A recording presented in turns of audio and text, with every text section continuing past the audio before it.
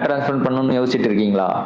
நானும் 6 months back இந்த மாதிரி தான் யோசிச்சுட்டு இருந்தேன். ஒரு 25 yearsலேயே வந்து முடி ஃபுல்லாக கொட்டினது ஒரு பெரிய டிமோட்டிவேஷனாக இருந்தது.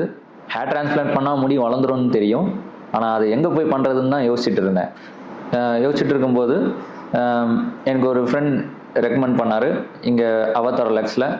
அங்கேயும் நான் வந்து ரிவ்யூஸ்லாம் வந்து நல்லா பார்த்தேன், சாட்டிஸ்ஃபைங்காக இருந்தது. டாக்டர்ஸோட லைசன்ஸும் செக் பண்ணி பார்த்தேன், நல்லா சாட்டிஸ்ஃபைங்காக இருந்தது. ஒரு 6 months முன்னாடி நான் ஹேர் ட்ரான்ஸ்பிளான்ட்டும் பண்ணிட்டேன். இப்போ நீங்களே பார்க்கலாம் என்னோட ஹேர் க்ரோத்தை. திஸ் இஸ் ஆஃப்டர் 6 months இப்போது உங்ககிட்ட பேசிகிட்டு இருக்கேன். இப்போ என்னோடய ஹேர் க்ரோத்லாம் நல்லா பர்ஃபெக்டாக இருக்குது.